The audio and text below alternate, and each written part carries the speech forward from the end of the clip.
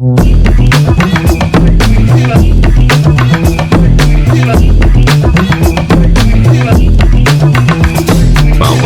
Thank you. Thanks for having me. Thank you for coming. I'm excited. This is our first threesome on the podcast. Great. Well, that's very on brand for us. Yeah. It's true. I know, it's true. I know the last time we saw each other, we were having a threesome. We were having a threesome. Yeah. Well, for music. Yeah. So which just came out. Congratulations thank you so much on your new album. Thank you. The videos aren't out yet. Yeah, I'm edging them. Okay. Yeah, okay. I was wondering because It's an edging tactic. when you said May 20th, I was like so excited to see all the videos, sorry. and there hasn't been one yet. There's been two. What? There's two have come out so far. Okay, the club one. Yeah. And Okay, I saw then that. Center of Attention and Crass. Those Okay. are two club ones that have Yeah. come out. The thing is, listen, if you put out a book, people are like, oh, a book? Nice, I'll buy it. Painting, I'll go look at it. Music isn't like that. You want someone to listen to your album, you have to put out singles, you have to put out videos, you have to really have to constantly remind people. I know. If you dump everything on the internet on day one, they'll forget about it. Yeah, So that's true. I have to keep every week there's going to be a new visual kind of thing. you That's know? why people when people are shy about promoting their stuff, I'm like, music has changed internet culture a lot, and I think Beyonce, I think, was a pioneer in doing that. It's Exactly. you're gonna see this every day for the next year. Do you ever feel like with music, like you're saying that music, you constantly have to advertise yourself? Do you ever feel awkward in doing that? Yes. Yeah. Okay, time. Always. It never You gets just old. kind of have to suck it up, though, right? Yeah. Yeah. When I meet people who are like, "Oh, I hate self-promotion," I'm like, "Well, get out of the game. Yeah. Make more room for us, then." Yeah. I don't like doing it, but I understand it's part of the job. I think for me, it's more about just having boundaries with social media. So Yeah. kind of the stuff I was saying earlier when we were talking, where I'm like, I don't look at the metrics. I actually don't have it on my phone. I really try not, because it's really easy for me to compare. That's the stuff that's harder about social media, the social promotion or the self-promotion aspect of it. I mean, I grew up with I'm older than both of you, but I grew up with LiveJournal and MySpace. So I've been an early adopter of talking about myself on the internet. So that part feels like second nature. Okay. Oh, interesting. I'd love to see your old MySpace. See, Facebook for me was I would get drunk and then caps lock my friends. It was for friends. Yeah. Remember Facebook? Were you on Facebook? Yeah. I was on But Facebook, then suddenly it became a self-promotion. Once everything became a marketing tool, the joy kind of came out of things. I know the joy has been taken out of all social media, really. Yeah. Well, it used to be fun though. Do you Yeah. remember your status update?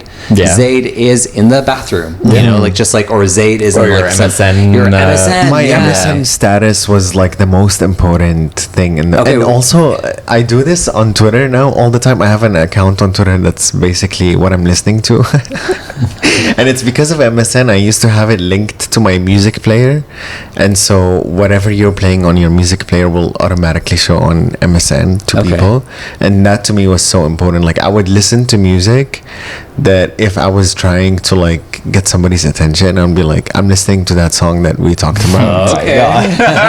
What's an example? Oh my god! I would say an Avril Lavigne Oh my god, I was complicated. Paula Abdul, but Avril Lavigne's not that far actually. No, I think Avril Lavigne was one of the first Western artists. What's your favorite Avril Lavigne song? Oh, Not Skater Boy. No, probably Complicated or I'm with you. Come I on. was just gonna say, I'm with you. is You a took great my one. answer. I so love good. I'm with And you. you know Rihanna sampled that song, right? Yeah, you still love Avril Lavigne, though. Me? Yeah. I love Avril Lavigne. Yeah. When it's an empty road and no one, do you remember the music video? Yeah. Where she It's was the I'm standing snowbanks. in the something, blah, Yeah, blah, blah, yeah. blah, blah. And it's I think empty. so. Anytime I'm in an empty street, I just hear that song in my head. Is that Yeah. who you channel when you perform? No, I do not channel. Do you I channel? a 14-year-old girl. Is there on a it. celebrity you're channeling when you're performing, whether in a video or? No, I mean, obviously, Beyonce's a huge reference, right? It's hard to make pop music in 2026 and not think about her, but Yeah. I'm not channeling somebody else or anything like that. Yeah. Their energy, not their confidence. No. Sure, yeah. I'm inspired by, but I don't think about her. Do you think about a different painter when you're painting? I know you like grabbing your dick when you're painting. So. I do like grabbing my dick when I paint. That's the artist. No, I don't look at someone else's paintings and try to replicate them or their style, but I do channel their maybe like confidence in their brush, their strokes. Okay.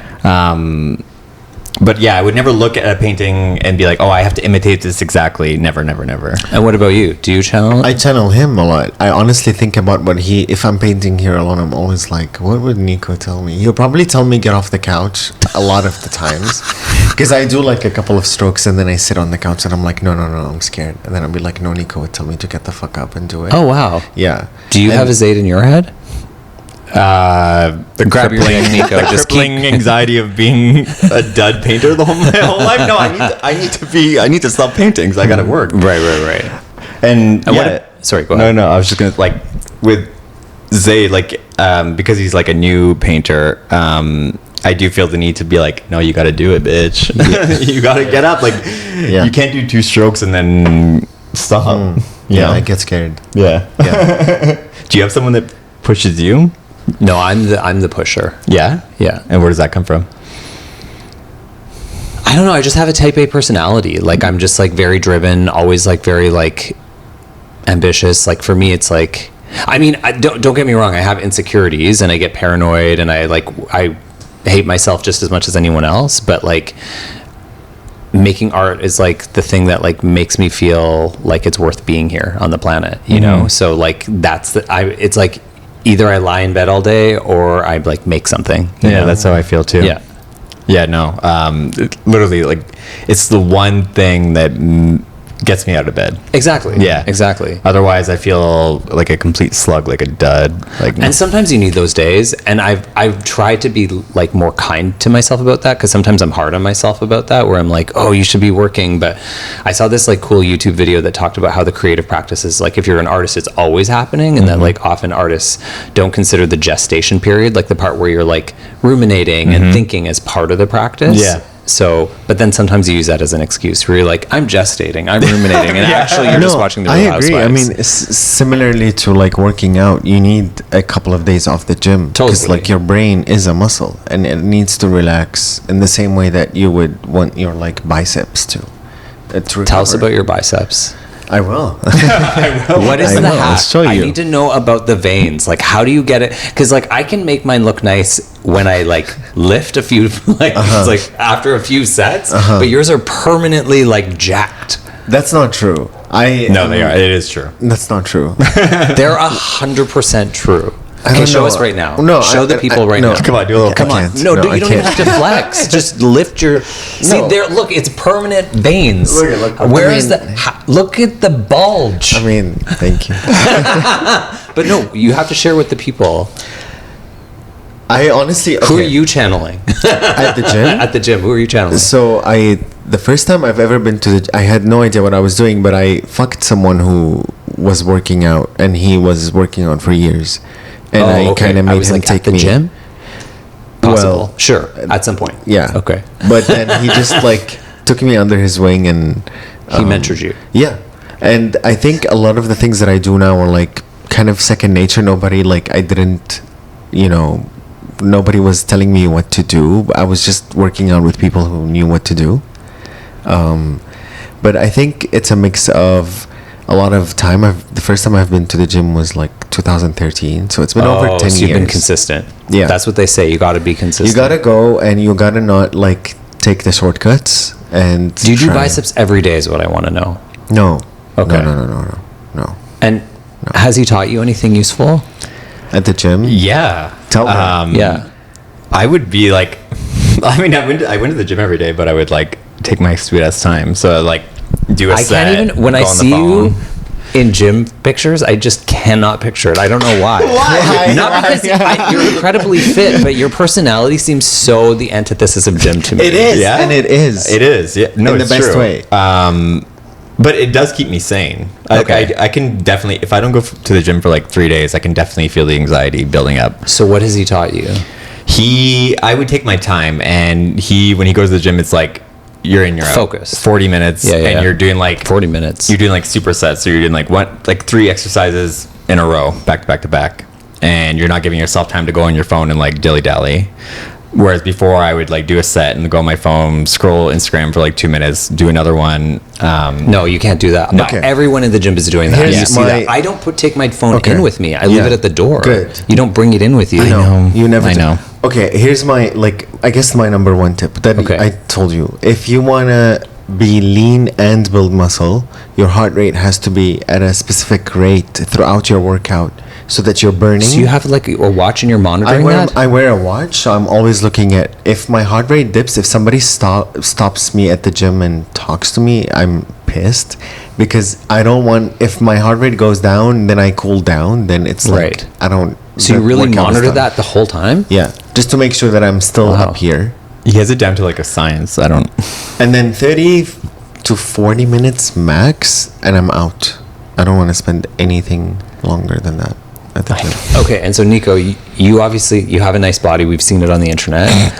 And we can see it again. We can Put see it on the again. Yeah. screen. But like, let's just say Zaid's body is like next level. Literally Herculean. So like, no, it's literally no, Herculean. it's fine. No. Silence. Zaid, we can talk about it. Your body is fucking perfect. No, I don't No, want to it's talk like about it. you're dating a 10. Yeah. You're obviously a 10 in your ways. No. Wonderful artist. But I'm curious, like, how does it impact your confidence? Oh, I don't like It doesn't factor into your Me- like. How does it make you feel about your body specifically? Me and Zaid are both similar in that we keep our eyes on our paper. So Like on the money. no. I was like, Beyonce, No, like, the yes. paper. No, you Best revenge is your in paper. school, What? keep your eyes on your paper. I know what I'm good at, and I don't try to step into his lane. Like his body's. His body, but nobody's but his. But it's his, and like if I compare myself to him, like what is that going to accomplish for me? In the same way that like if he's watching me paint, there is no use 100%. in comparing himself to me, who has been painting for so many years. There's just no point because like then you're doomed to fail because you're just constantly gonna. Do you ever compare yourself to Nicco as a painter? Sometimes, but I don't ever let that Stop you. I'm not comparing myself. I'm aware of like that there is a lot to learn from him in that department, but I'm not beating myself for that because he's been doing it for a lot longer than I have. So it makes sense, and he does it every single day. I don't paint every single day. But also, one of my favorite things about my relationship with Nicco is getting into, like, from the jump, we have this kind of unspoken and spoken awareness of, like, our differences and where we come from, and then also, like, who that made us today, and what we bring into each other's lives. Like, it's totally different, and it has no real, like, you can't compare it, really. No. Yeah. That and I'm also a cuck. In what context? It's like with it, like his body being so gorgeous and perfect. Like I don't find it threatening. I find it like a turn on. Okay. Like I like that. But people, it doesn't. But you don't think about your body in comparison, I guess. No. No. I mean, I like what you said about difference because when I was thinking about the question, as soon as I asked it, I thought about it in my relationship to my partner Adam, and we look very different. But that's actually what I'm drawn to. Like, I don't want to date my clone. I don't want to date someone who looks like me in any way. Like, I actually like that his body looks like his, and I appreciate it for what it is, and he's got some assets that I do not have, which, you know, I appreciate. and vice versa. So you and I went for lunch, and we spoke about this a little bit, and you reminded me of it because you're talking about differences, and I want to talk to you more about that. Like, you and your partner, he's white. Yes. And have you? So we talked about we talked interracial. about what does it mean to date a white boy? Yeah, we talked about interracial dating. Right? And so, right? Tell him. Have you only? How many partners have you had? I am a serial monogamous, so I've only dated 3 people. Okay. And 2 were women and 1 was a man. Okay. Is a man. Okay. Yeah. And how long have you guys Been together? It's going to be 15 years in January. Wow. In February. Congrats. Yeah. Wow, it that's feels very archaic, though. Like, especially when I meet younger queer people, it's like I don't know a single person in a What's long archaic? Archaic means like traditional, old school. Like I feel like very like conservative or something. And do you feel like that makes you like boring? Boring? Kind of, but it works for me. Like for me, I'm like, when I talk to people that are open, closed, poly, monogamous, like there's a way to fuck it up no matter which one. Like a lot of people are monogamous. Some people I'm like, you shouldn't be together. And some people are poly and I'm like, that doesn't work either. Like I think it's whatever works for you ultimately. Is it open under monogamous or is it We're not open. We're like fully But closed. is it in general, is it considered if you're open, like you can be open and monogamous? No. I see open and monogamous as separate things. Because I thought that monogamy was the concept of only loving one person, but not necessarily only having sex with them. That sounds like gay loopholes. that sounds like that does sound like a gay loophole. So then is open relationships polyamorous relationships? It's not I feel like straight people use polyamorous. Like that's a straight person word, whereas I feel like gay people say open. I see. Yeah. But closed is monogamous. So technically it is polyamorous. Yes. Is that polyamorous is, I don't know. I feel like because it has amour in it, like I think it's more about love, but it's not. Someone's going to have to look this up. Yeah, no, it's but like I said, I feel like I notice gay people use open versus polyamory. I feel like polyamory is like what like swingers and straight people say. Clinical. Yeah, exactly. Like clinical. Yeah. Even monogamous. Yeah. All these names are. And how has it been like dating somebody for so long who's like you didn't grow up in the same culture, right? So like yeah, I mean, I think that was a huge adjustment for me because my previous partner was brown, and so like, and she was a different kind of brown, but like, there's like a common language that like, I mean, this is a bad example, but like, in my culture we say dal for lentils, and in her culture she says dar.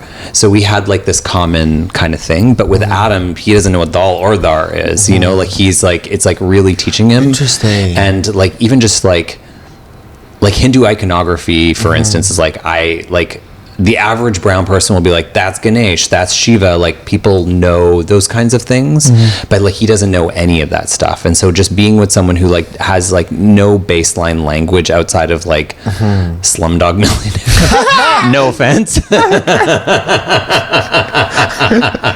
or like chai tea or naan bread. Like it's like like he's the white guy that like gets butter chicken every time we go to the fucking Indian restaurant, and I'm like, you know, there are other foods that you can try, but he's like butter chicken, you know. You'd be surprised by how much I know about it. Really? Yeah, Hinduism. Yeah, I took classes at university. Okay, well there you go. Hashtag not every white boy. But I'm using Adam as an example, and like he's come a long way, and we've had to have. I think the hardest stuff is just around racism, to be honest. Like really trying to articulate to someone what that experience is like. But I think what's interesting with Adam is that he grew up poor, and there is a weird intersection between like class and race. Like I think by him understanding what it means to be different in this particular way, it does give him a lens on race in a particular way. It's not the same thing, obviously, but I do think that like me being brown and him growing up poor, there's like a commonality, or a commonality, or like something about where those lines meet. So let's put the white boy on the spot. Yeah, let's do it. Am I your first interracial relationship? Would you say you have a proclivity? What's your stats of like white to POC people that you've dated? More white. Yeah. That's not what the streets tell me.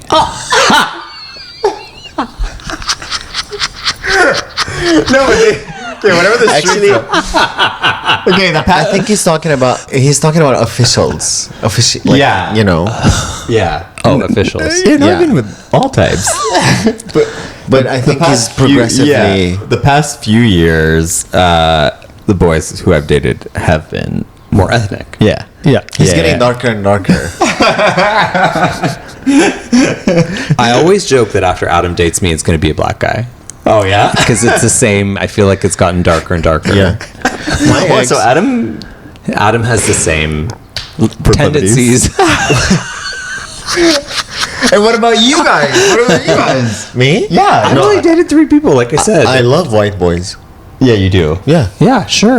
Yeah. But I would really, if I was single again, I'd love to date sorry, Adam. No, I mean, I love all of them, but like, I also I dated 1 Latino and 2 white boys. and I can't help that the person that I fell in love with happened to be white, and I'm not gonna go intentionally fall in love with someone just because I have to fulfill like a quota. Yeah. You know?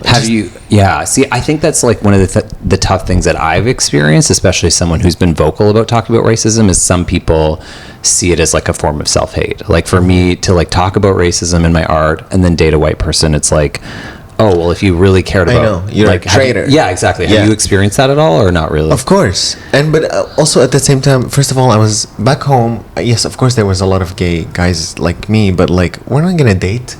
We're like, what are we going to do? You know, like the relationships there, they exist. Right. But they're not... They can't grow because of the society and the culture and religion. So like, they're almost always doomed to fail. So that wasn't really something in my head when I was there. I was just like not really like, I didn't even want to be there, so I didn't think that was something that, and then when I left, I mean, I traveled a lot and I wasn't in control of where I was at the time, so I was around a lot of people, and it just happened to be like that. But I never think about it intentionally when I'm meeting someone. And what about like in porn? Like, do you find like there's like pressure to be with a certain kind of like lover? I don't. Luckily like for in me, terms of comments that you get or anything like that, or not really? I don't read comments. I don't really know what people are saying. I used to. It just happens that like I text a lot of people from all over, and like sometimes it doesn't work out, and like I'm not like I can't help, you know, like you've also said like the nature of the beast of like OnlyFans is that like you could have an arrangement for 3 months, like we're gonna meet on August 21st, and then you show up August 20th, you fly to wherever, and then 100%. As August 21st, you're like an hour before. 100%. If they're not feeling in their body, right, and if they want to cancel, like you can't make them feel. And that's bad. happened many times, and I've done that before. And so like, sometimes there are also videos that I did like that never were, you know, put out. So like it happens sometimes. I want to say something to you. It's maybe going to make you uncomfortable. Don't you like when people preface things that way? What do you mean? Well, I want to say something to you, but it might make you uncomfortable. So I want you to give me your honest reaction. Okay. So like, you're one of the first people, like porn stars for me, that I was like exposed to that wasn't white, and like that was like a really big draw for me. Like it was like kind of mind blowing, to be honest. But we've also had conversations about representation and how you're just like, that's not what I'm about. So I'm just curious, like, I'm sure I'm not the first person to say that to you. Like, how does that make you feel? Does it make you uncomfortable, like being seen that way? Or are you just sort of like, I'm curious how you have other people that said that to you, or when other people talk about my race, it's the only time that I'm actually reminded of it. Right. But like in other times, I'm not. In any space, I'm not thinking, oh, I'm Arab and he's this. Like if I'm filming with someone, I'm not thinking, oh, he's Latino and I'm Arab. So do you prefer people don't talk about it? I don't care. You don't care? I don't care if people see me as like, and I think that's why a lot of my art makes fun of that, is that like people categorizing me under like Arab porn stars, or right, or see me as like ethnic, or you know. And I think it's funny because I don't even think of myself like that, and the places I grew up in, they didn't look like, you know, ornate, like Arabesque, whatever, Oriental, all these words, places. They looked like apartments. But it's more that like porn, like I find in North America, porn is very white. Like it's, and if it's not white, then there's some black, but even that's sort of like pushed to the side. So like someone who's like, and then there's of course some Latin porn as well. But to see someone who like, again, we're not the same kind of brown, obviously, but to see someone like Arab that's in that field and thriving, like to me, like felt like a really big deal. That's not because I see you necessarily as like Arab porn star, like in that box, but it's also in the context that you work in, it is, that is so racial, like so white. I don't know. I don't know. I mean, when I left Syria, I lived in Cape Town, and it is in South Africa, but Cape Town is one of the whitest places there is. So like I couldn't help that I was whitewashed from the get-go. So I do think that I'm whitewashed a lot, and I do think that like I don't really care. Like I didn't choose to be that way. I was around people who, you know, took care of me, and I stuck around them, and they happened to be white. And I was also, I know like people from all over, but like I think I also, here's the thing, like when somebody from a place where I come from goes out to the West, it is most likely that white culture that is more dominant globally that has reached me before other cultures have. Right. So like when we talk about movies that aren't Arab at home, we're thinking about English, right, Western movies. Right. We're not thinking about like Indian movies or yeah. Korean movies. Of course. So from the get-go, it was already like the whitewashing happened as I was back home. You know, like the culture of white people's culture is very dominant since I was a kid, and I couldn't have chosen that. But that's all, like the whitewashing is like internal, but like because porn, anyways, I don't want to belabor the point, and I also like don't want to push it, but it's like your physicality and how you look, your features, your body, like you look a particular way in a very white field. And I mean, there's not a question there, I guess, ultimately. No, I like this conversation because I want to add something that you and me talked about before, which is like in the Middle East particularly, and especially around the time that I grew up in, and like 2001, like the Twin Towers situation, and the Middle East post that event, was a huge shift in culture, and I was at a very pivotal age at that time. And what happened in the Middle East is, although there was a lot of fear from America as to what's going to happen next to us, and that we felt like we were, you know, like the criminals of the world, right? Like everybody wants to get rid of us. But at the same time, with that fear came this admiration for white culture, and a lot of parents like mine, their hopes was for me to leave the Middle East and go to America. Right. Which is weird because America is the source of fear for where we are. And so but it's like a form of protection almost though, right? Exactly. Yeah. And survival. But like what is the psychology behind that? Like being fearful of this dominant culture and then also wanting the children to partake in that culture, like why? Well, it's thinking that because that dominant culture is seemingly stronger, so they want that's, you know, that's the association with safe, is that if you were to go to the stronger culture, then that means that you're safer. Yeah. Okay. So like assimilating is a form of safety. Yeah. Okay, I see. Interesting. Yeah. There's a lot of self-hate like in the Middle East, in this, like, in it reflects, you know, like when the world is telling you you are this and you are this, like at some point you're gonna believe it a little bit. What do you think has been like as a white boy, what do you think has like been like one of the biggest like kind of learning or self-checking you've had to do when dating like a person of color? Ooh. Okay, well, I'll use Zeid specifically. Since dating Zeid, I didn't realize the nuances that language have. So when Zeid speaks, I guess like you always say that like in Syria, the way they emote their feelings or express their feelings is very dramatic. So the language they use is very hyperbolic, and like it's not "I love you," it's like I love you forever, don't leave me. No, not even that. It's even more great than that. It's literally like that, I hope what is it? I hope you bury me, or I hope you bury me. That's like a form of saying I love you. Oh wow. So I noted like I'm going to say that to Adam tonight. We'll see how he reacts. I hope you bury me. So early on in our relationship, we would like run into a lot of friction with the way that we would communicate. So he would talk very hyperbolically, and I never viewed my language as being so incisive. English being so incisive, it's direct to the point. So he would take everything that I'm saying as very abrupt and terse and matter of fact, and I would take everything he was saying as emotive and over the top. And this is very gendered too. Yeah.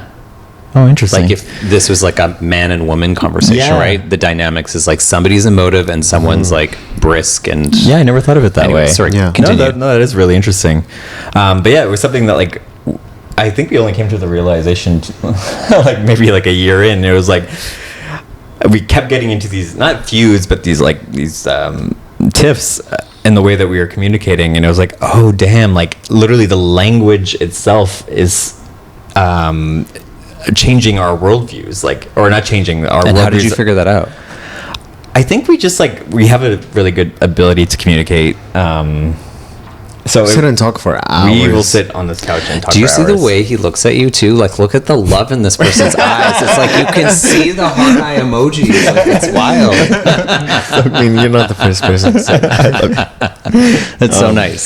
I'm gonna bury you. Oh no, you're gonna bury me. Whichever one. I'll bury you, babe. I'll bury you. I guess that's a form of love too.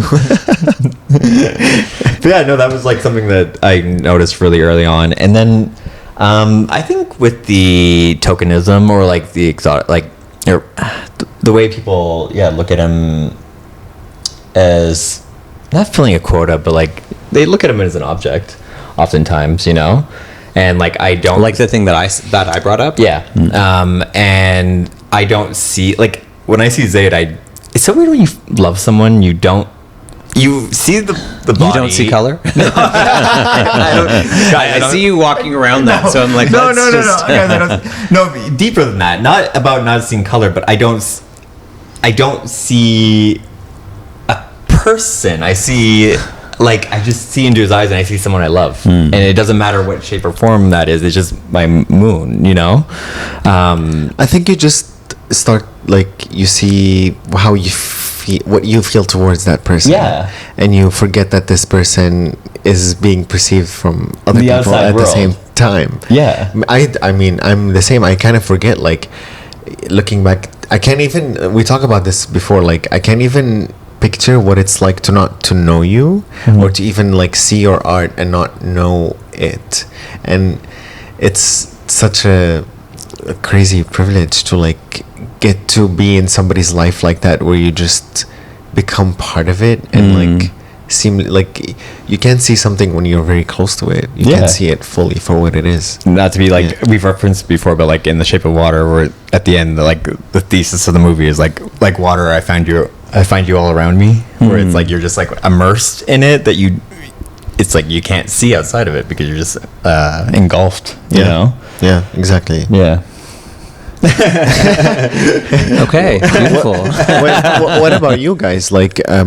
How do you perceive your partner after so much time together? Oh, he's white to me. Yeah. He's a white boy. Yeah, still. But I like. What's the whitest thing he does? He orders butter chicken at the Indian restaurant. Oh, No, okay. I don't know. He said something the other day, and I was like, "Your white boy is showing." I don't know, but I mean it in a loving way. Yeah, It's of not course, of like No, of course. And I like, this is a fucked up thing to say, but I like reverse colonizing him, you know. I'm so by calling him white and teasing him in a way for me feels like a radical practice of decolonization. No, I'm joking.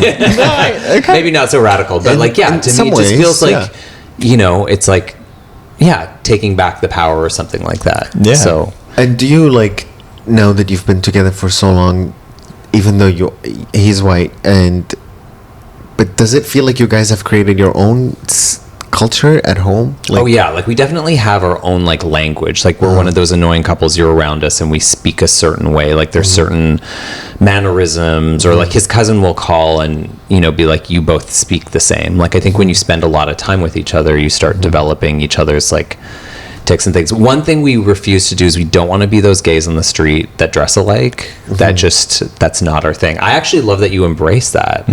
You're we're gonna twin out, especially you and Sylvia. When I've seen you out in the world, you're but we're very no, that will not be We us. always twin out. No. All the three of us, actually. I've seen the three of you too. It's great that you embrace it. When we go on trips, we all dress. I think We all it's dress different the when you same. embrace it when it's intentional. When I see you do it, it's it feels. But I don't think it's intentional. Oh, really? Okay, I can hear Sylvia's voice in the room, and I will say that oftentimes me and Nicco wear Sylvia's clothes. Okay, And so I well, just want to justice announce for that. Sylvia. Yeah, justice for Sylvia's wardrobe. For his I have to wardrobe. give him the leather, at least the leather stuff. That's Yeah. all his. Yeah. So I'll give him that. But I think just by virtue of being in proximity to each other for so long. Well, that's what happens. And straight people, it's the same thing. Yeah, you see same. straight people, straight couples, and it's like you can tell that they've morphed into each other. And I think that's 100%. one thing I feel sensitive about, where I'm like, I need to feel like we have separate ways of putting ourselves together in the 100%. world. Yeah. Why is that so integral to you? I don't know. It's like I think because I grew up with like a sibling who was constantly like mimicking me at a young age. Okay. And everyone was like, "Oh, isn't it cute?" And I'm like, "No, no, no. Like I need to have my own. The way I put together myself in the world is very much tied to like my own sense of self. Like this is. I like feeling like an individual. I love that you said that, and because I honestly think that the reason why we're not like that is because me, you, and Silvio never had a brother. Oh, there you go. And so Maybe we never had to deal with that. Like I have 3 sisters, and they deal a lot with like you wore this, and Exactly, you're doing what I'm exactly. doing, and I've never had to do that with them. So now when Nico, I'm like, I always tell him like, please wear my stuff. Like I love it when you do. Like I want it's that. cute. Yeah, it's sweet. I But want when that. if you grow up like and you're like 7, I think you 6, you want 8, you and don't want somebody's that anymore. constantly wearing what you're wearing, especially at that age when you are trying to figure out who you are, right? At that age, you like, especially when you're a teenager, you're like, who am I? And then you have somebody who's constantly like shadowing you. It's annoying. Like it's I not. can imagine, yeah. I can imagine that. I mean, I can only imagine by seeing it because I know my sisters like used to There you go. drive Thank you. each other nuts. Yeah, I guess I never thought of that or had that realization because I only had one sister, whereas you exactly. had you comparatively 3. 3 bickering amongst themselves. Oof, all the time. And Silvio only has one sister too. Yeah. Yeah. Yeah, that would be fucking annoying. Yeah. Especially because at all times people are like, "Isn't it cute? Isn't it cute?" And Yeah. you're like, and then you feel kind of gaslit because you're like, "Well, I don't think it's cute at some point." Yeah. You know? There are some like the things that I used to envy my sisters about is that they, even though they would like kill each other at home, but outside there is this like kind of they are a unit, and like there is a language that they can speak and communicate without saying anything that I can't with them, because like I'm just like not, I don't know them as much as they know each other or know about each other. So I used to envy that. I felt like, okay, they are like clearly a team, and not that I wasn't, but it's just like they're like You could only get so close. you can only get so close. Yeah. Yeah. And then also the Middle Eastern culture, like as a boy, you can't get that close to girls. Like you gotta have to have some space from that. Yeah. Yeah. I don't know why I said that. But. So your garments or your outfits being your garments, your outfits being like a source of great importance to you. How did you use that for your new visual? We're going to talk about work? Yeah. Well, for this one, like, because it's an alter ego project, I was like, I want her looks to be like different, but also, yeah, like I think that was the biggest thing for me is like, what would I feel least comfortable in? That's what she should wear. I love And like, that. I've always been a never nude. Like, I'm very shy about like. I'm a never nude too. We both are. Sure. That's true. On Hanlon's, you're a never nude? Oh, never. Like, I'm a legit never nude. So I was like, okay, well, that means she needs to like wear like fitted clothing, or like I work. Mick, my friend Mick, who's a local designer, when they design, they've done a lot of my tour costumes and stuff, and it's always like very covered up. And there's like parts of me I don't mind showing. Like I'll show the legs, I'll show the arms, but like all of this gets hidden. So this time I was like, guess what? We get to do it a little different. And so like they literally made like pieces where like the ass is hanging out, or like there were parts of me that were exposed that I typically wouldn't. Like I had like a neon bodysuit or whatever, or I, like in the video with you I was wearing like a cat suit. Like those aren't things I would feel comfortable wearing. So but it was great. I worked with like Mick, who's a local designer, and then there's a designer in Montreal, Brielle, who I saw like Madonna just wore her like fucking gloves damn. on Coachella. I'm like, I'm glad I got in there early. Yeah, for real. Fuck. She blew up, which is amazing. So yeah, I think that was the biggest thing, was like, for me, I know with art it's always like draw what you know or write what you know, but the older I get, I'm more like, no, I have to be me all the time. I want to do the opposite. What's not me. Sometimes that feels more inspiring than like just dipping into me, if you will. So with the new album, it was excited to just be like, what are things I wouldn't say? What are things I wouldn't wear? What are things that I wouldn't, that aren't my fantasies? Yeah. Like in our song that we did together, she's like, I'll go in the middle. Like, I would never go in the middle in a threesome. Really? No, I'm not the middle girl. Like, I'm. Yeah, no. So I'm a side chick.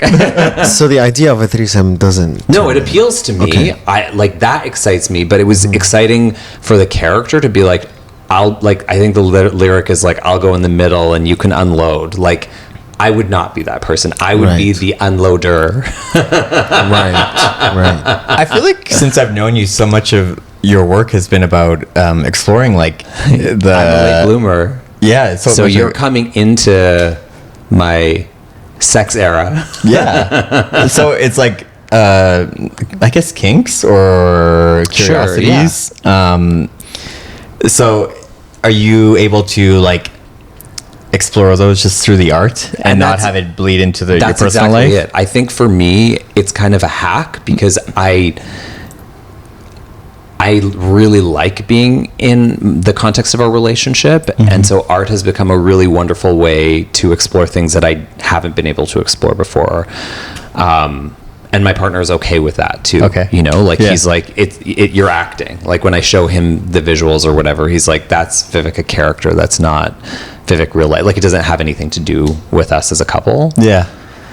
Yeah, art is a great way to really explore all those themes. Even my own personal art, like anything I'm painting, I'm just like, oh, this is like something maybe that I want to explore, but I don't actually have the guts to do it in real life. Exactly. And then I'll just like, oh, I'll make a painting. And then sometimes when you scratch that itch, you're like, Yeah. That's kind of how I feel. Like I was saying to someone, sorry to interrupt really quickly, but like I feel like I'd been in the cycle for a few years, and I'm like, I think I got it out of my system. Yeah, you're like, I'm it was good. nice. Like it was nice to like have that experience and explore this terrain, and now I'm kind of excited about exploring something else. yeah, I feel you. Like last year I did the year before I did my first video with a girl for OnlyFans, and like I honestly, looking back, I was in New York and I genuinely don't know like what possessed me to do that. Like, Did you have fun? yeah, I did. And like what possessed me to do that particular kind of video, because she wanted to do this dungeon situation where she's tied me up. I saw the not stuff that on on, stories like, and stuff that you're cross. posting. Yeah. No, I think, did I post that? I don't know. Well, I saw No, you something did. with You did? a girl. Yeah. I don't know how many women there've been. It's the same girl, but we did a couple of videos. And her girlfriend, not like girl, like just friend. She was filming us. But like you were saying, you know, you explore something and then you just like. You're like, yeah, I tried that thing. It was nice. But like for me, I wasn't even thinking this is like some kind of artistic choice. I was just curious, and I just, again, you just really have to be like the right person at the right time in my life for me to say yes to something. Like that's really all it takes. And that was that. Like that was the situation. There was an offer, and she was organized, and she showed up with her stuff and costumes and toys, and I like that she was professional, and I was, let's fucking do it. One of my toxic traits is I love porn blogs, but especially the comments. I get like really into the comments.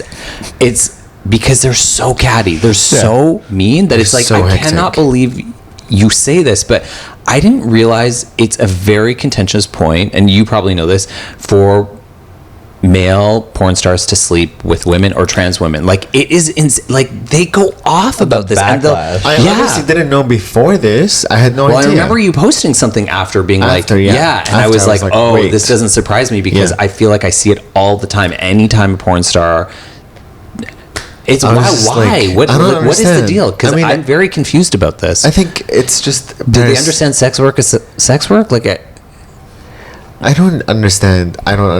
is it a betrayal? Is it like if It you're is a really betrayal. a gay one man? comment, like there was a comment outside of the gay betrayal that you betrayed us, the gays. There was gays. one comment where someone said, "It breaks my heart that you'd film with a cis woman before a trans woman." And I'm like, why is that breaking your heart? Did you comment that back? No, but like, is there anything else that's more valuable than that fact? Like, don't make conscious choices and sit down with a note and be like, I need to will- check off this box. Or I Exactly. need to, I'm not doing that. Like, again, you just have to be the right person at the Well, right and time. even if you were with a trans woman, like people have really bad feelings about that in that industry. also like that, they, yeah. their heart would break too. Like somebody else's heart would break. You know. Yeah, exactly. Do you think it's like the majority of the backlash is from like gay men who maybe don't have like idols or like forebears? Like to them, porn stars who are making gay porn are living loudly, and then when you break that illusion, it maybe crumbles their illusion of. I think it just has to be with being young. And if you are not young and you're doing that, then it's arrested development. But I think it is a youth thing where you think that when somebody reaches a specific place in life or age, that they have figured out who they are and that they know who they are from the T. And when you start to sway away, maybe, or like explore other things or do things that you didn't do in the last year or 2 years or however long they followed you for, then you're like, whoa, you are like a sellout because you don't know who you are. So now I don't know who you are, and then why would I? But like for me, I just changed the channel.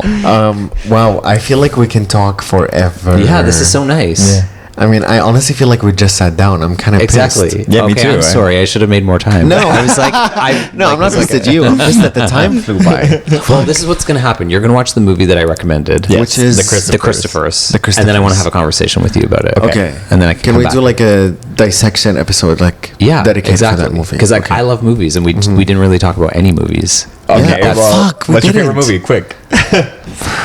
One of. Yes, one of. I just go back to my teenage picks. It's weird. I'm like Moulin Rouge, like, but Okay, like, you know, okay, like that's a great one. It's a really good Okay. movie, but Yeah. like I'm like, what's a contemporary one that I like? You It know, doesn't have to be contemporary. Okay, next time we record, come with your 4 letterboxed movies, Okay. like top 4. Okay. Oh, like and they do then on the red carpet, or like your top 4. yeah. Okay, yeah. And where can people find you?